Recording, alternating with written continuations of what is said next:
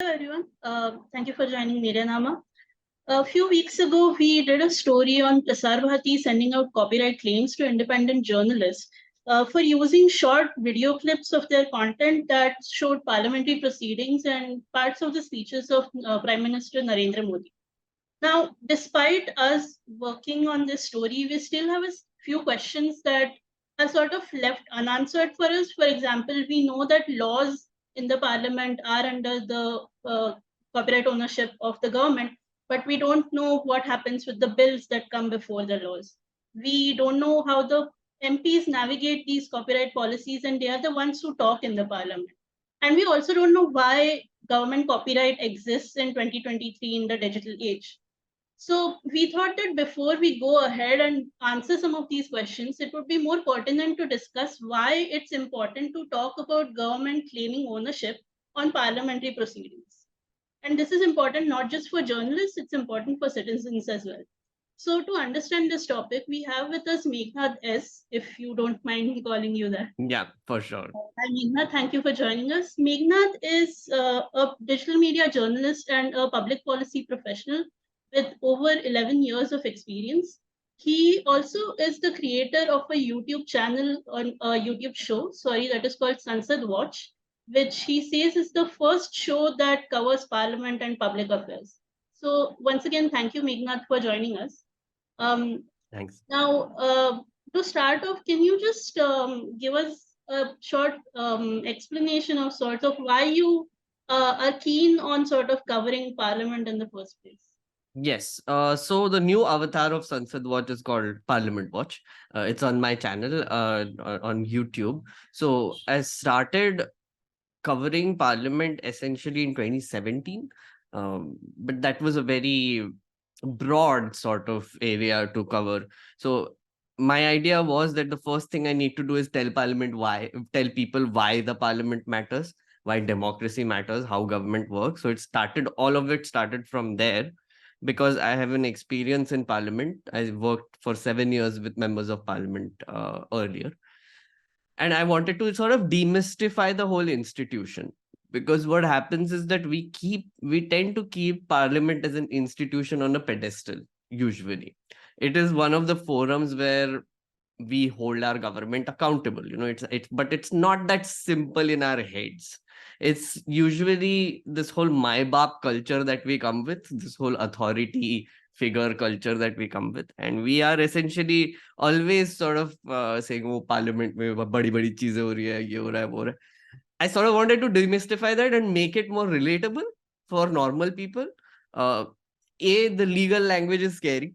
B, nobody understands procedures. कि हो ही क्या रहा है, मतलब why are they talking about something? What is a 0 hour notice? Why is a question suddenly coming in? Why aren't people asking questions at all? Or why is disruption even happening? Then how do the bills go through Parliament? I did that first.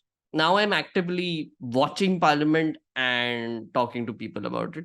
And essentially that is the whole objective, where I want people to see what really happens in this great round, no, sorry, triangle building now. And we want to sort of I want to sort of make it more relatable, so that they are more active as citizens, they watch it more closely, and therefore as a result the government will be held accountable.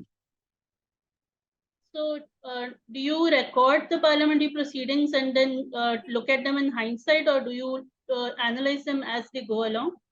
So it's very funny that way. So I've done both, right? So initially when I was doing Sansad Watch for News Laundry, I was obviously watching it myself. I was writing scripts for a week. So during sessions, this is usually how it worked. I would watch it from Monday to Thursday, and Friday morning is when I would shoot, and then on a Saturday or next Monday is when the episode would come out after editing it. That was when I already told them that, oh, so this is what happened, that is what happened. But usually we couldn't find some clips because some obscure MP said something. Their team might not have put it out. Back then, even Sunset TV hadn't put up many things, so it was very difficult to get these clips also. So what I usually did was I took uncorrected debates from the parliament and I picked out sections of it and told people, so this is from the uncorrected debates, this is what happened, right? Then after that, I realized that, I want more people to be more active about watching it. So I was also tweeting about it. So I started a hashtag called Sansad Watch, where I asked people, if you're watching Parliament, please start tweeting about it. Didn't work much, 5, 6 people were doing it. But again, they are Parliament nerds who were doing it. They also understood Parliament. There were a few ex-lamp like me who were doing it. But now I have moved to the next level. So now what I'm trying to do is I'm trying to watch Parliament with people. So I live stream it. So I actually live stream Sunset TV. I'm there on a little box on the side and I'm stopping the stream. I'm commenting about things. And when people ask questions, I'm also taking it through them. I also show the uncorrected debates. I show the website. I show them how to navigate through it, all of the things. So it is now the next evolution of what I'm trying to do. And what I do is then I cut those. So I do a 3.5 4 hour live stream when the parliament is on, and people are there. And again, not many people, but there are people who are there. And after that is done, I essentially cut it down into like a short 30-minute consumable format. That is Parliament Watch right now on my channel.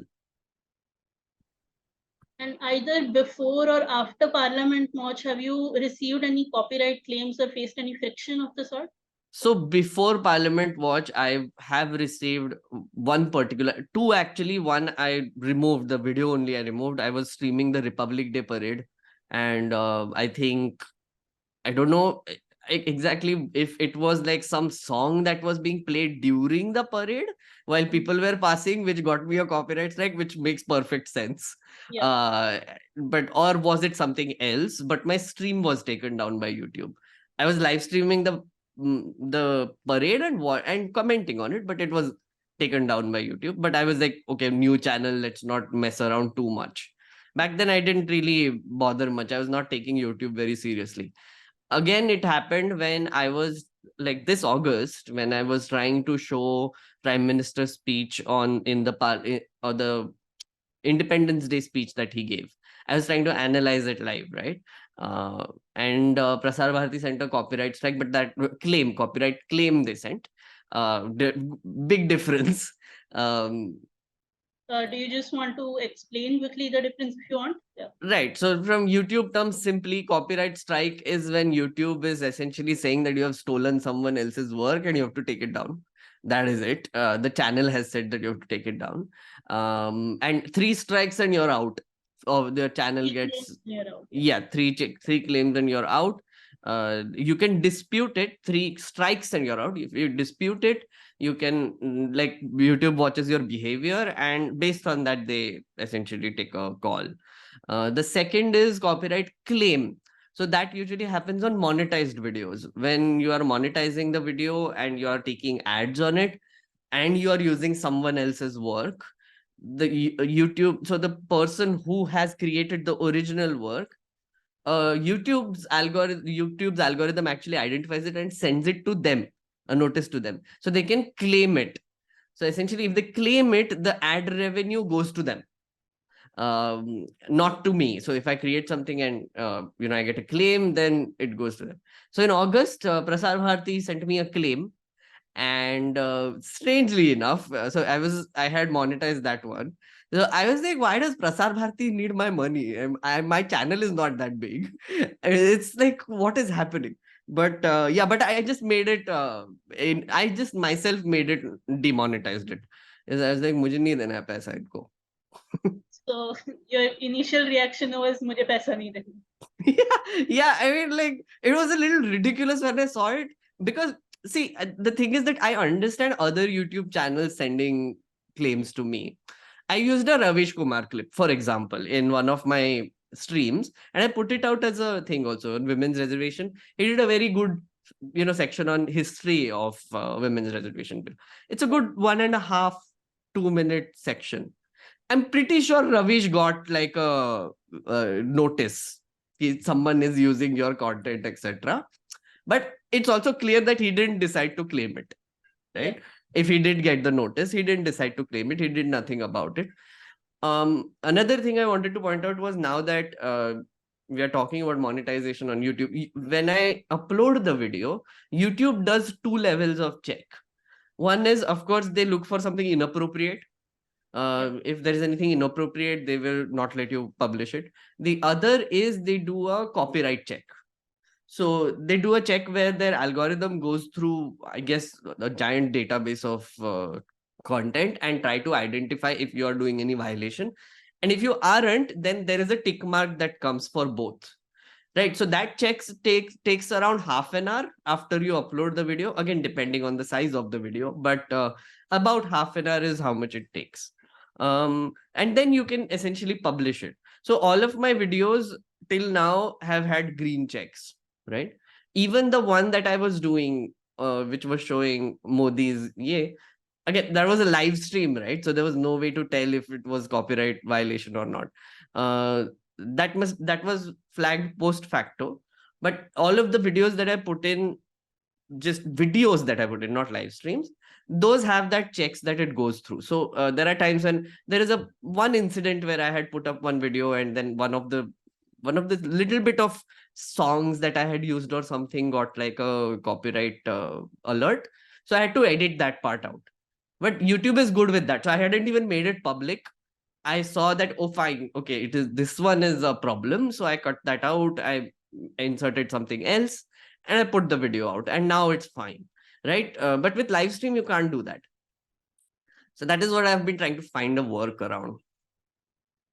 So since receiving those claims, do you have a list of questions related to copyright that you have had ever since then, government copyright specifically? So I basically don't understand why Prasar Bharati is doing this, right? Again, it's a little beyond logic for me. For example, and the reason why I'm saying this is because Prasar Bharati is a tax-funded organization. Whatever they produce is in the public domain. It is supposed to be in the public domain. Well, they claim that their operations are not funded by the government, but continue. Okay. But I mean, it is a government funded organization. Primarily funded, yeah. The salaries come from the government. Yes. They take ads, of course, I know, even on DD and everywhere else. I know they do that. But at the same time, DD is also free for the public for a reason, right? It's like it's all public information that is going on out from their end, be it radio, be it DD, be it other channels. Even Sunset TV, for example. Now, Sunset TV doesn't take ads. Sunset TV per se is a organization, as an entity, is showing us parliament, right? Both Lok Sabha and Rajya Sabha. It is sort of live streaming itself, right? It is showing what is happening in the forum. Of course, it's a separate matter whether they do a fair job of it or not. But at the same time, when the session is happening, they show whatever the live proceedings are. Now, my question there was, if I am showing stuff like this, why is Prasar Bharati asking me for money? Like, I mean, the money that I'm earning, why does it want to take a chunk of it away from me? Right? Because at the end of the day, I'm not just showing the video, right?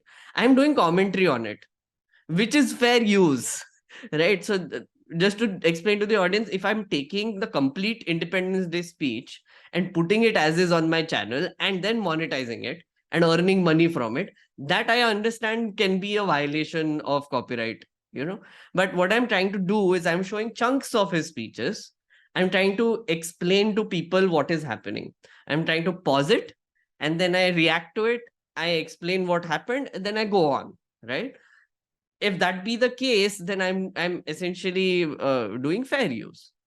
Now, it's very tricky how you define fair use, because some might say that even using 10% or 10 seconds of that clip or beyond is a violation of copyright in general. Some might say that no, this is actually fair use, where you are stopping the video and then commenting on it, because there are so many reaction channels. It's an entire genre on YouTube which do tricks like this. So yeah, that's basically it. Interestingly, the copyright amendment does mention that if the content is being used for news reporting or for current affairs coverage, then it does come under fair use automatically, no matter what the content. But maybe Prasar Bharati has some Yeah. legality that it There is holds. another case I can also point out, which I was a part of. So when I was working with News Laundry, some channels had sent notices to us, like, of copyright violation, especially for nuisance and other shows that we were doing where we were using news clips. Right. Now it makes sense for me to for a private organization to do fights like this. Again, we were not surprised, right? Of course they sent a copyright law ke under notice, and then they were like, no, this is not fair use. You're using our popularity to ride on us, and then run your channel, etc., etc. I get where those arguments came from, because that's a private organization, it is ad funded. Where News Laundry actually isn't. News Laundry wasn't earning any money technically from their content, right? Except for asking for subscriptions. With me, it's a little different, because Prasar Bharati is not supposed to do this. Prasar Bharati is giving out information for the public to consume. And also, besides that, TV channels had showed that Independence Day speech. I'm not sure if all of them are licensing it. I'm not sure where they're getting the feed from, because all of them are showing the same feed. I'm guessing it is coming from Prasar Bharati. So why can't I do that as well? Right? As a private YouTube channel, it's not harming them. I'm actually helping them by showing Prime Minister Modi's speech, and I'm commenting on it also, giving context to it, right? So these are the two things which are a little off for me, which is I'm actually amplifying your content, and this is public good content, right? Which you're showing. So what's the problem there if I earn some money out of it?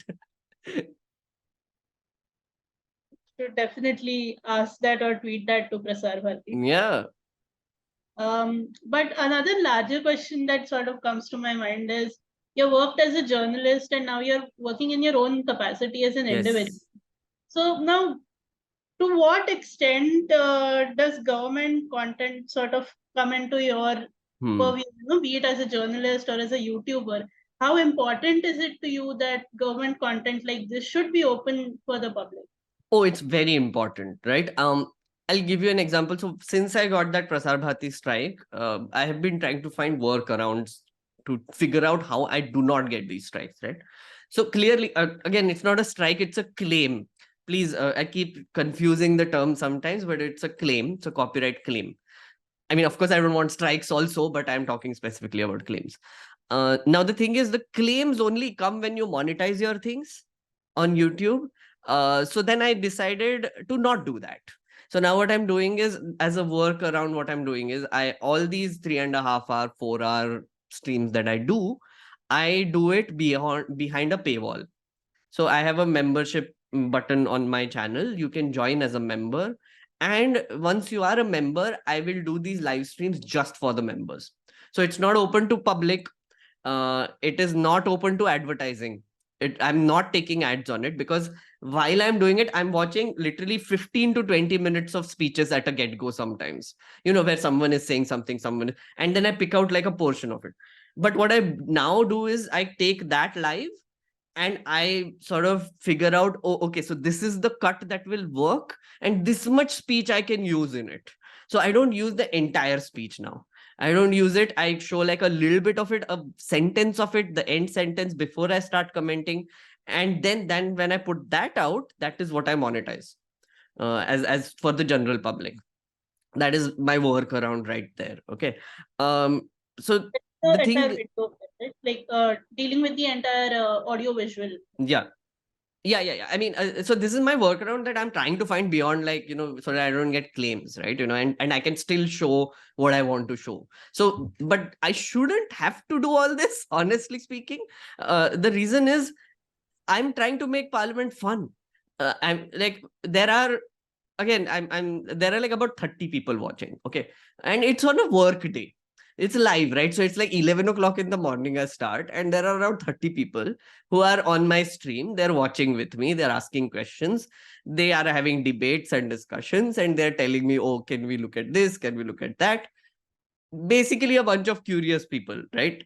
Uh, Now where they are, what they are doing, I don't know, right? And why are they watching a 3.5 hour live stream? I don't know. But if someone did that I would be very interested to watch also. I mean, that's my logic there. I put out what I'm interested in watching.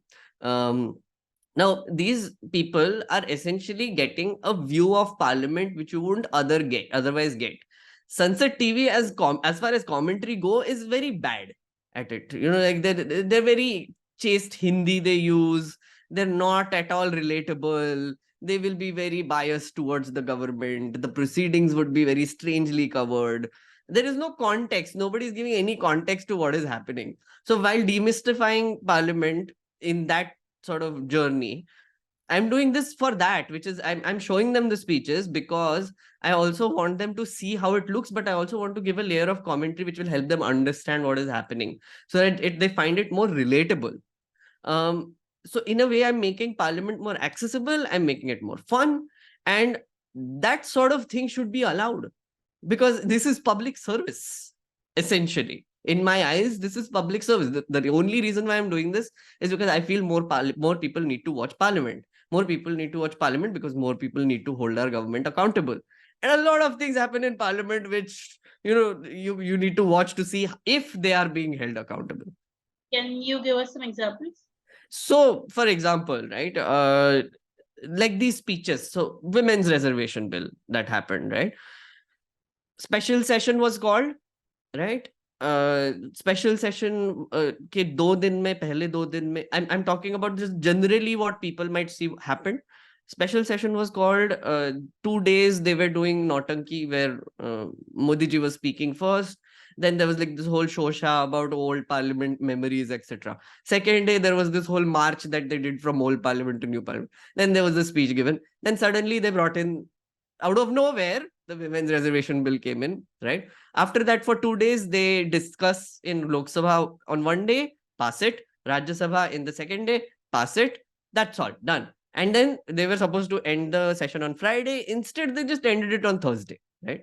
That's what happened in general, right? So the BJP and the government, what they're trying to tell the people is that, oh, look, new parliament, new irade, moving towards the future, women's reservation bill, very important. What I did though is constantly spoke about how there was no agenda for this, how procedures dictate that you need an agenda for parliament, right? And the opposition was also calling them out for it. Why was it that when they announced it in the first week of September, they couldn't tell people that they are going to bring in the women's reservation bill? What was the logic behind it, right? So immediately I assume something shady is in there, right? And there was something shady in there, right? They are not going to implement the law. They are going to implement the law in 2029 or further, 2034, 20. They have even given a date because they've linked it to delimitation. So that is one layer of commentary I did, right? Which is, एक तो agenda set नहीं था. You called this session. You don't give preparation time to our MPs to discuss, debate these bills. You need to actually read the bill. They circulated the bill. So from the looks of it, again, while watching parliament is when we figured this whole thing out, because MPs were complaining about this. When opposition MPs got up, they were like, listen, you didn't even circulate the bill. We didn't have time. What is this? And then the minister was saying on the side कि technology है, नई technology है, upload कर दिया है. And then I was like, wait, what is happening here? Then I was looking through it. Then I saw Priyanka Chaturvedi had posted a photo of old seat, new seat. Then I saw, oh, look, wait, they have like this new screen on their desks now, which has documents and business and yeah. So it's basically a version of Lok Sabha website, which is now on their thing. So when the minister was saying technology hai, he was saying we have uploaded it here. You check it out here. So then so connecting all the dots took time. Again, through that live stream, I was doing that constantly. I was trying to find evidence. I was going through, the members were asking questions, so which was also spurring me on to do that. Now, once I figured that out, I was also able to find other MPs complaining about it, right? Other MPs in uncorrected debates where, so minister was saying technology. Every time he said that, some MP had complained about this. So what happened there was that the government used technology as an excuse to sort of pretend like they circulate the bill. When I was working in parliament, 2 days was the norm. 2 days before introduction, this bill would be circulated to MPs' offices in a physical paper format. A lifafa would come in the morning and we would get it 2 days before. Thoda aage jaake it became 1 day. We were still like, at least a day we get. Now it has happened that they're just uploading it. They're just uploading it on the screen or whatever. And they're like, हाँ अब तुम तुम्हारा देख लो. So you mean that the MPs have to read the bill on the screen on the day of the parliament? That's the impression I got. And I got that impression because the MPs are actually, doing that, right? In parliament, I was watching them live while they were complaining about this. Ki 10 minute pehle hi aa gaya ye. Somewhere saying we can't read it. Somewhere saying we can't operate the thing. We don't know how. Where do we find it? And then the next day, even the speaker pointed out, ki, oh, we heard your complaints. We're going to do a technology training session soon. Right. So which means another thing which I thought about was that now the government can easily use this as an excuse, right? Where they can just always claim that we already uploaded it 2 days ago, right? MPs can't check timestamps. MPs can't do all of that. There is no, and it's a touchscreen panel, right? You can't go and check when it was uploaded. You're not a programmer. You can't code, right? You can't tell when the digital bill was uploaded, and you won't be able to tell if changes are being made in it. Think about it. In a digital PDF format, the government can easily just make like random changes in the middle and put it in, right? There is no way to trace it also. Now, these are all things that worry me. And I'm watching these unfold live, and I'm telling people about these things, right? While I'm watching this. Again, a lot of this is based on theory, but as and when I see this happening, I spent around 1.5 hours just doing this, going in deep, trying to find uncorrected debates, what happened exactly, why are they complaining, what is this technology they're talking about, what is the procedure that they were doing earlier. Now I'm trying to make parliament more accessible in a way like this, right? Where I'm taking people along on this journey of sorts, where I'm telling people, oh, look, this is happening and it is worrying. And on top of it, I'm telling them why it's important to prepare for bills. Because your MPs are not able to give good quality speeches, which means that they will not be able to make better laws. As simple as that. They need time to study. They need time to figure out what is happening. And I'm not just talking about the opposition. I'm talking about the BJP MPs also. And we saw exactly that happen, which is when the speeches were happening, a lot of whataboutery was used. अरे तुम्हारे old MP ने कुछ तो भी औरतों के खिलाफ बोल दिया type rhetoric, right? Then oh, we take credit for it. This surface level speech giving happens only when they have nothing else to talk about.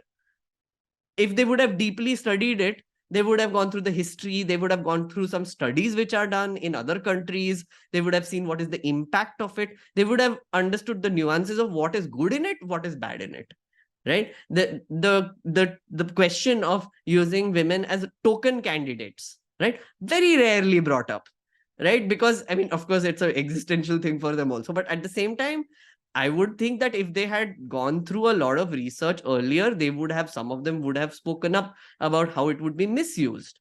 They would have tried to plug those gaps. But no.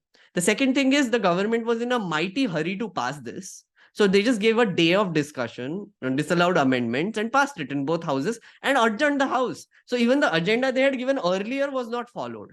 Right? Now, all of these things should be public knowledge. I'm giving it to people. Right? And this is public service. And boss, I'm putting in effort into it. I deserve to get some money out of it also. Fair. But since you talked about MPs, I have then another questions. Are workarounds like transcripts or say taking short video clips from, I think some MPs at least have their own YouTube channel where they also try to put up parts of the parliament discussions that take place. So are transcripts or those kind of video clips not a viable option when you want to cover I did a mix of those. So what I do is whenever there are longer sections that I want to show, I read the uncorrected debates and I read them out properly. Like I show it on screen, my mouse is going over it as if I'm reading it, and people are seeing me read it, right? This whenever there are shorter clips that are there, like a line or two that I wanted to show, right? That is what I take from already uploaded speeches. Now, only MP offices are not doing it. Even Indian Express, Print, other organizations, they are uploading full videos of MPs talking, like Mahua Moitra's speech, Supriya Sule's speech. Rahul Gandhi's speech is being uploaded by the Congress, right, on their main channel and even on Rahul Gandhi's channel. Modi's speech is being uploaded by multiple channels as well, right? There are other MPs like Asaduddin Owaisi, whose speech also is uploaded. So whenever a speech is given which the media tends to like, now their YouTube channels are uploading it in full. Indian Express is doing it and Print is doing it, so I use that sometimes. But again, I'm also afraid, what if these people send claims now? Right, because they are also monetizing this, I guess. So I'm showing like very small Then sections of it. do you have any idea whether they can claim ownership over here, or does Prasar Bharati again claim ownership? I think they can't. They can't, right? They won't be able to. Prasar Bharati will come down on them again. I'm not sure. I have YouTube Premium. Honestly, I haven't seen the ads, so I don't know exactly. All right. Okay. Fair enough. You're saying, continue. Yeah, so I was saying that if these channels are also uploading it, even if Indian Express is doing it and uploading a full speech, I don't think Prasar Bharati should care. I don't think Prasar Bharati should send claims, right? And I think these channels should also be allowed to earn some money from it. I'm very clear about that, right? I'm saying that if you're doing the service of even putting it out there and showing an audience about what is happening, and they're not just putting it out, mind you, so they do cuts also, right? To make it more consumable, to make it more palpable, they cut down the speeches into some important parts, they remove some sections, etc. So they're putting in some work into it also, right? Now, Rahul Gandhi's speech was there in full. Of course, he's putting it out himself. Um, should he earn money of YouTube from that? It's a very tricky territory, mind you, right? When a politician is uploading it, his own speech, which was given in parliament, should they be able to monetize it? Now, that's a very tricky territory that we enter then, right? I have no answers to that. But at the same time, if you are making something more consumable, if you are making something more accessible, because the Sunset TV, when it shows the live stream, usually after 12 hours, so it's a 12-hour cycle, right? So you can't go beyond 12 hours.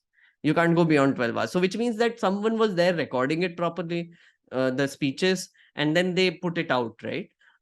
Which is a good thing. That's public service also, right? And I think they should be given, they should be allowed to monetize it sometimes. All right. Last question. If Yeah. you do get a chance to sort of talk to the Prasar Bharati officials or the government, as a YouTuber, what do you think? What kind of policies or at least some procedure be in place? So news channels के लिए तो कम से कम there is on paper some procedure written about what they can do, or at least on paper they are allowed to use the content. But for individuals like you, for YouTubers, what kind of procedure can you sort of think of? What kind of understanding do you think these two entities can have, that so that you can also sort of use the content? So the understanding that we need here is, what is your role as a public broadcaster? Please clarify that to us first.